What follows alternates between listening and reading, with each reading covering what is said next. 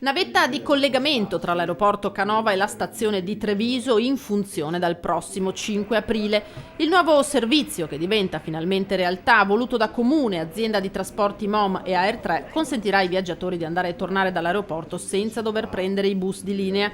Troveranno a disposizione la navetta ogni mezz'ora fuori dalle porte automatiche dello scalo di San Giuseppe, dalle 6:23 del mattino alle 22:10. Sarà un servizio sperimentale che avrà la durata di 6 mesi. Abbiamo introdotto anche delle novità che sono il biglietto a 2 giorni a 3,50 €. Questo permetterà sia l'utilizzo della navetta sia ovviamente la possibilità di avere la libera circolazione sul servizio urbano e suburbano di Treviso per 2 giorni. Abbiamo introdotto anche il biglietto a 5 € per 3 giorni. E questo sempre con validità nel Treviso, Comune di Treviso e i comuni di prima cintura. E a stretto giro in questo meccanismo entrerà anche Trenitalia con un biglietto unico utilizzabile su gomma e ferrovia.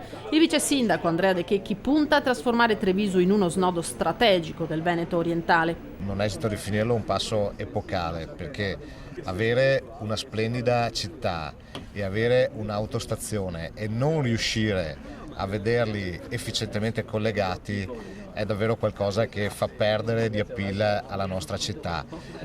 Nella nostra idea di riuscire ad essere sempre più accattivanti per un pubblico che vuole venire a visitare Treviso, era necessario ed indispensabile avere questo collegamento con l'aeroporto. Nessun aggravio di traffico per la Nualese, anzi, quanto alla passerella aerea attesa per eliminare il semaforo pedonale di fronte al Canova, l'amministrazione ha chiesto a Save di accelerare. La previsione è quella di completare nell'anno in corso la progettazione per dare il via ai lavori nel 2020.